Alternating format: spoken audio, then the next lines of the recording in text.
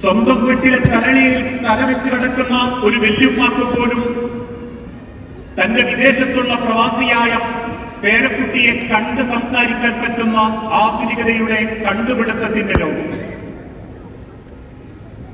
ഒരു ഭാഗത്ത് ലോകം വലിയ വളർച്ച നേരിട്ടുകൊണ്ടിരിക്കുമ്പോൾ അതിന്റെ ഗുണം മനുഷ്യ ജീവിതത്തെ സ്വാധീനിക്കാതായി പോകുന്നുണ്ടോ,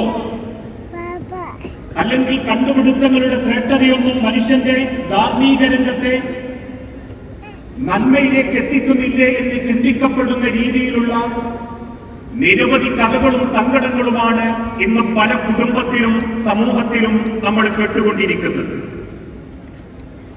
ആർക്കുമാരോടും പ്രത്യേകിച്ച് കമ്മിറ്റ്മെന്റുകളില്ല.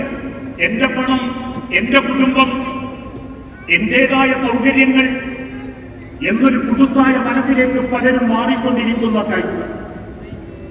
എവിടെയും മനുഷ്യനെ സ്വാധീനിക്കുന്നത് സ്വാർത്ഥത എന്ന വാക്കുകൾ മാത്രമായി ചുരുങ്ങുന്നു. കുടുംബജീവിതത്തിലും സാമ്പത്തിക രംഗത്തും വിശ്വാസ രംഗത്തും പോലും വലിയ തകർച്ചയാണ് ഇന്ന് പല കുടുംബങ്ങളും നേരിട്ടുകൊണ്ടിരിക്കുന്നത് എന്നതിന്റെ നേർക്കാഴ്ചകളാണ് പണ്ട് കാലത്തെ അപേക്ഷിച്ച് ഇക്കഴിഞ്ഞ 18 കൊല്ലങ്ങളെ അപേക്ഷിച്ച് ഇക്കഴിഞ്ഞ ഒരു കൊല്ലത്തിന്റെ അടുത്ത് മാത്രം കേരളത്തിലെ മുസ്ലിം സമൂഹത്തിനിടയിൽ വേർപെടുത്തപ്പെട്ട കുടുംബങ്ങളുടെ അളവുകൾ 15,000-ന്റെ മേലെ. അല്ലാഹു വിശുദ്ധ ഖുർആനിലൂടെ കൃത്യമായി പഠിപ്പിച്ചു എന്തുകൊണ്ടാണ് കുടുംബങ്ങൾ താറുമാറാകാനുള്ള കാരണം, എന്തുകൊണ്ടാണ് വ്യക്തിപരമായി ഒരു മനുഷ്യൻ അധപ്പതിച്ചു പോകാനുള്ള കാരണം, എന്തുകൊണ്ടാണ് സാമ്പത്തിക രംഗത്ത് ന്യൂനതകളും ജീവിതത്തിന്റെ കുടുംബരംഗത്ത് അധാർമികതകളും വ്യാപിക്കാനുള്ള കാരണം.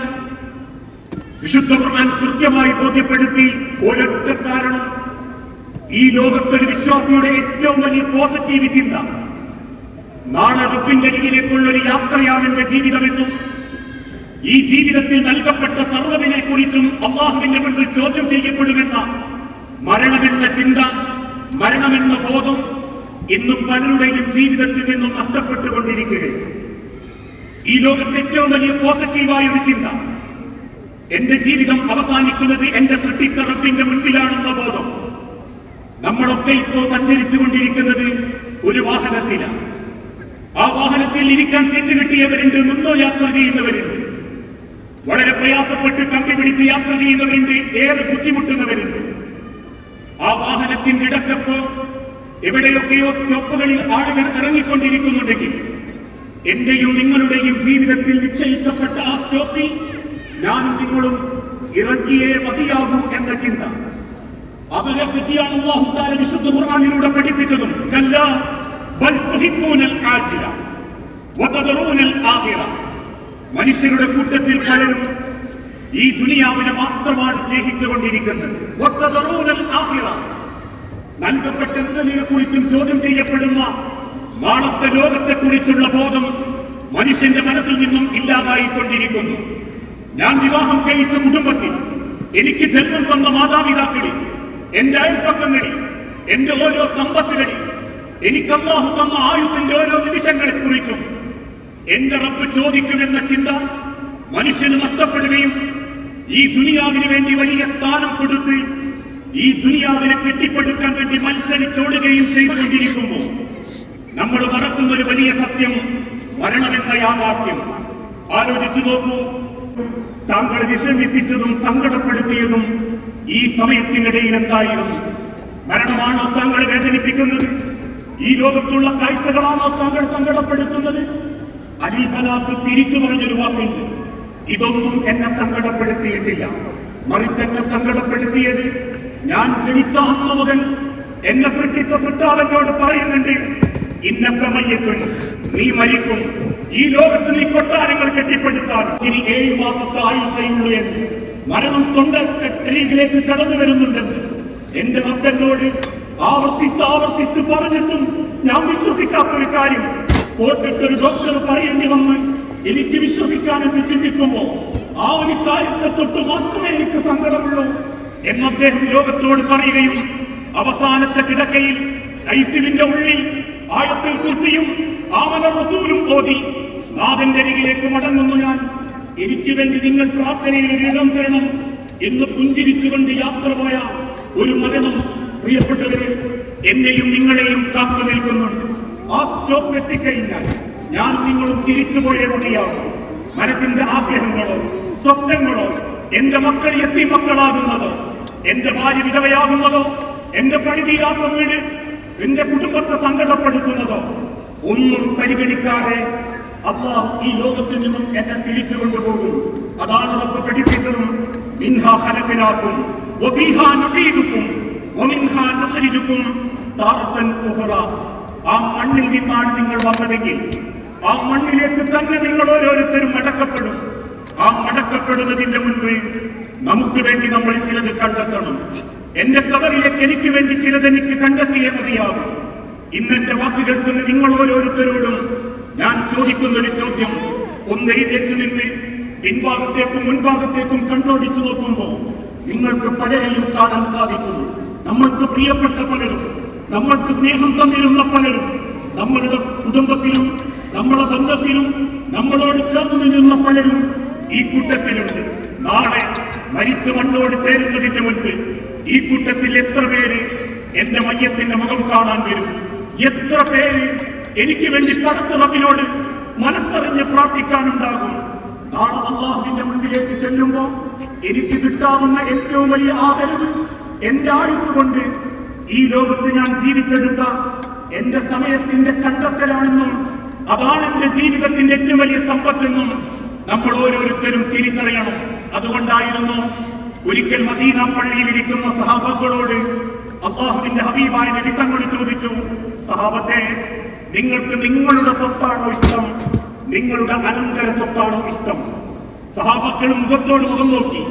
അല്ലാഹുവിന്റെ റസൂൽ വീണ്ടും ചോദ്യം ആവർത്തിച്ചു, സഹാബത്തെ, നിങ്ങൾക്ക് നിങ്ങളുടെ സ്വത്താണോ ഇഷ്ടം, നിങ്ങളുടെ അനന്തര സ്വത്താണോ ഇഷ്ടം? സഹാബാക്കളിൽ ചിലർ എഴുന്നേറ്റ് നിന്ന് പറഞ്ഞു, ഞങ്ങൾക്ക് ഞങ്ങളുടെ സ്വത്തിനോടാണ് നബിയെ താല്പര്യം. എന്റെ സ്വത്തെന്ന് പറയുന്നത് എനിക്ക് അവകാശപ്പെട്ടതാണ്. എന്റെ അനന്തര സ്വത്ത് എന്റെ മക്കൾക്ക് കൊടുത്തു പോകേണ്ടതാണ്. ഞാൻ എന്ത് സമ്പാദിച്ചു കൂട്ടിയാലും അതെനിക്ക് മരണത്തിന്റെ മുൻപ് ഉപയോഗിക്കാൻ പറ്റിയിട്ടില്ലെങ്കിൽ അതെന്റെ അനന്തര സ്വത്ത് മാത്രമാണ്. എന്റെ സ്വത്താണ് ഞങ്ങൾക്ക് ഏറ്റവും പ്രിയപ്പെട്ടതെന്ന് സഹാബത്ത് പറയുമ്പോൾ തിരുദൂതൻ കണ്ണുനീരോടെ തിരിച്ചു പറഞ്ഞു, നിങ്ങൾക്ക് ദുനിയാവിൽ നിങ്ങളുടേതെന്ന് പറയാൻ നിങ്ങൾ തിന്നു തീർത്തതേയുള്ളൂ, അതിനി ഒരാൾക്ക് തിന്നാനാവില്ല. നിങ്ങൾ ധരിച്ചതേയുള്ളൂ, അതിനി ഒരാൾക്ക് ധരിക്കാനാവില്ല. നിങ്ങൾ ചെലവഴിച്ചതേയുള്ളൂ, അത് മറ്റൊരാൾക്ക് ഇനി ചെലവഴിക്കാൻ പറ്റില്ല. പക്ഷേ നിങ്ങൾ മരിച്ചാലും നമ്മൾ മരിച്ചാലും നമുക്ക് അല്ലാഹുവിന്റെ ഖബറിലേക്ക് കിട്ടുന്ന അനന്തര സ്വത്ത് എന്തെന്നറിയോ? ജീവിച്ചിരുന്ന കാലത്ത് നമ്മൾ ചെയ്തു കൂട്ടിയ നന്മകൾ കാരണം നമ്മളെ മരിച്ച വാർത്ത കേൾക്കുമ്പോൾ ആ ഖബറിന്റെ മണ്ണിലേക്ക് 3 പിടി മണ്ണ് വാരിയിടുമ്പോൾ, അത് നാട്ടിലെ പള്ളിക്കാട്ടിലാവട്ടെ യുഎഇയിലെ ഏതെങ്കിലും ഒരു മണ്ണിലാവട്ടെ, 3ാമത്തെ പിടി മണ്ണും ഖബറിന്റെ മേലേക്ക് ഇടുമ്പോൾ മനസ്സറിഞ്ഞിട്ടൊരാൾ പറയണം, റബ്ബേ, ഈ മനുഷ്യന്റെ ഖബറ് നീ ഒന്ന് വിശാലമാക്കി കൊടുക്കണേ നാഥ. ഒരുപാട് ദീനിനു വേണ്ടി, ഒരുപാട് കുടുംബത്തിന് വേണ്ടി, സ്വന്തങ്ങൾ മറന്ന് മറ്റുള്ളവന്റെ സന്തോഷത്തിന് വേണ്ടി പലതും ജീവിതത്തിൽ പകർത്തിയിരുന്ന ഈ മനുഷ്യന്റെ ഖബറൊന്ന് വിശാലമാക്കി കൊടുക്കണേ റബ്ബേ എന്ന് നമ്മളറിയാത്ത, നമ്മളെ സ്നേഹിക്കുന്ന ഒരാളെങ്കിലും പറഞ്ഞാൽ അതാണ് മനുഷ്യരെ അനന്തര സ്വത്ത്. അതാണ് എനിക്കും നിങ്ങൾക്കും കിട്ടുന്ന അനന്തര സ്വത്ത്. ആ അനന്തര സ്വത്ത് നേടാനായിരുന്നു സഹാബത്ത് മത്സരിച്ചു കൊണ്ടിരുന്നതും ജീവിതത്തിന്റെ ഓരോ സെക്കൻഡുകളും പരസ്പരം സ്നേഹിച്ചതും അങ്ങോട്ടും ഇങ്ങോട്ടും പടച്ചുറപ്പിന്റെ ദുനിയാവിൽ അവർ ജീവിതത്തിലേക്ക് ചേർത്ത് നിർത്തിയതും ആ അനന്തര സ്വത്ത് റബ്ബിന്റെ കോടതിയിലേക്ക് കണ്ടെത്താൻ വേണ്ടി. അതുകൊണ്ടാണല്ലോ ഇസ്ലാമിന്റെ തുടക്ക കാലഘട്ടത്തിൽ കൊടിയ പീഡനങ്ങൾ അല്ലാഹുവിന്റെ ഹബീബും റസൂലുള്ളാഹിൽ വിശ്വസിച്ച സഹാബാക്കളും ഏറ്റുകൊണ്ടിരിക്കുമ്പോൾ ഒരു ഇരുട്ടുള്ള രാത്രിയിൽ മക്കയിലെ റസൂലുള്ളാഹിന്റെ വീട്ടിന്റെ വാതിലിനാരോ മുട്ടി. ഭയപ്പാടോടുകൂടി അല്ലാഹുവിന്റെ ഹബീബ് വാതിൽ തുറക്കുമ്പോ കണ്ടത് പേരിന് മാത്രം ഒരു വസ്ത്രം ധരിച്ച് മേലൊട്ടാകെ കറുത്ത രോമങ്ങളുമായി ഒരു കറുത്ത കാപ്പിരി മനുഷ്യൻ. നഗ്നത മറയുന്ന ഒരു തുണി മാത്രമേ ആ മനുഷ്യനുള്ളൂ. അല്പം ഇരുട്ടിൽ നിന്ന് ഹബീബിന്റെ മുൻപിലേക്ക് കയറി നിന്നിട്ട് അദ്ദേഹം പറഞ്ഞു, പ്രവാചകരെ, ഞാൻ ബിലാലാണ് നബിയെ. കറുത്ത വർഗക്കാരിൽപ്പെട്ട എന്റെ ഉമ്മയ്യത്തിന്റെ അടിമയായിരുന്ന ഒരടിമയായ ബിലാലാണ് ഞാൻ. എനിക്ക് താങ്കളിൽ വിശ്വാസമുണ്ട് നബി. പറയും, ഈ ദുനിയാവിൽ ചോദിച്ച് പറഞ്ഞു തീർക്കേണ്ടതിന് പകരം മരിച്ചു കിടക്കുന്ന വാപ്പാന്റെ തലക്കും ഭാഗത്തു നിന്ന് ഒരുത്തം വാങ്ങാൻ മക്കളെ ഏൽപ്പിച്ചു പോകുന്ന ഹതഭാഗ്യവാന്മാരായ രക്ഷിതാക്കളുണ്ട്, ഹതഭാഗ്യവാന്മാരായ ഉമ്മമാരുണ്ട്. ഇങ്ങനെ പലതിന്റെ പേരിലും കുടുംബങ്ങളിൽ പോലും ഒരുമയില്ലാതാകുന്നു. ഏട്ടനനിയനെ കാണാൻ താല്പര്യമില്ല, അനിയനേട്ടനെ കാണാൻ താല്പര്യമില്ല. ആങ്ങളക്ക് പെങ്ങളെ കണ്ടൂട, പെങ്ങൾക്ക് ആങ്ങളയെ കണ്ടൂട, നാത്തൂമാർക്ക് ആങ്ങളെന്തോടെ കണ്ടൂട, ആങ്ങളെന്തോക്ക് നാത്തൂമാരെ കണ്ടെടുത്താൽ കണ്ടൂട.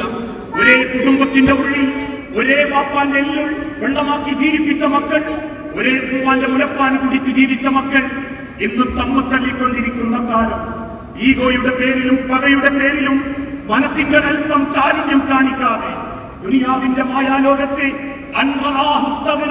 ഞാൻ ഓന്റെ ചെലവിലല്ലോ, എനിക്ക് അത്യാവശ്യം സമ്പത്തുണ്ട്, എന്റെ മക്കളെ പഠിപ്പിച്ചിട്ടുണ്ട്, 3 ആളെ കെട്ടിച്ചിട്ടുണ്ട്, വീടുണ്ടാക്കിയിട്ടുണ്ട്, എത്രയൊക്കെ നഷ്ടം സംഭവിച്ചാലും ലാഭം കിട്ടുന്ന കച്ചവടമുണ്ട് എന്ന ദാഷ്ട്യ ചിന്തയോടുകൂടി ബന്ധങ്ങൾക്ക് പ്രാധാന്യം കൊടുക്കാത്തവർ 3 പിടി മണ്ണ് ആ കബറിന്റെ മേലേക്ക് വാരിയിടുമ്പോ കബറിന്റെ വക്കിലിരിക്കുന്ന പലരും ആത്മരോഷത്തോടെ പറയുന്നത്, എന്തൊക്കെ കാണിച്ചു കൂട്ടിയ മനുഷ്യനാ, എത്രയൊക്കെ വെട്ടിപ്പിടിച്ചിട്ടും കുടുംബക്കാർക്കും ബന്ധുക്കൾക്കും ഒരു കാരണയുടെ ഗുണമില്ലാതെ തിന്നും കുടിച്ചും രവിച്ചും കൊട്ടാരങ്ങൾ ഉണ്ടാക്കിയും ലക്ഷറി ലൈഫ് ജീവിതത്തിൽ ആസ്വദിച്ചും ഈ മണ്ണിന്റെ അടി കിടക്കുന്നവൻ എന്തൊക്കെ ചെയ്തു കൂട്ടിയവനാണെന്ന് മനസ്സ് വെറുത്ത് പറയിപ്പിച്ചും മടങ്ങിപ്പോകുന്ന യാത്രയല്ല മനുഷ്യരെ നമുക്ക് വേണ്ടത്.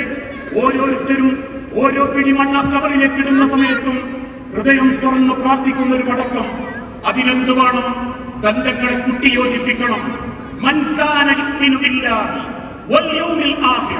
നിങ്ങൾക്കാർക്കെങ്കിലും നാഥനിൽ വിശ്വാസമുണ്ടെങ്കിൽ, അല്ലാഹു ഉണ്ടെന്ന് നിങ്ങൾ വിശ്വസിക്കുന്നുണ്ടെങ്കിൽ, ഈ മടക്കം റബ്ബിന്റെ മുൻപിലാണെന്ന് നിങ്ങൾ വിശ്വസിക്കുന്നുണ്ടെങ്കിൽ, ആളിക്കത്തുന്ന തീജ്വാലകളായ റബ്ബിന്റെ നരകമുണ്ടെന്ന് നിങ്ങൾ വിശ്വസിക്കുന്നുണ്ടെങ്കിൽ, സ്വർഗത്തിന്റെ പറുദീസയാക്കപ്പെട്ട അരുവികളുടെ സ്വർഗലോകമുണ്ടെന്ന് നിങ്ങൾ വിശ്വസിക്കപ്പെടുന്നുണ്ടെങ്കിൽ, ബാബന്റെ സിംഹാസനത്തിന്റെ മുൻപിൽ കടുകളുടെ വ്യത്യാസത്തിൽ ഓരോന്നും വിചാരണ ചെയ്യപ്പെടുമെന്ന് നിങ്ങൾ വിശ്വസിക്കുന്നുണ്ടെങ്കിൽ, ആ വിശ്വാസം നിങ്ങൾക്കുണ്ടെങ്കിൽ, ആഖിറബോധവും നിങ്ങൾക്കുണ്ടെങ്കിൽ, അവൻ ഒന്നാമത്തെ വക്തിൽ മാത്രം നന്ദി അല്ലാഹ്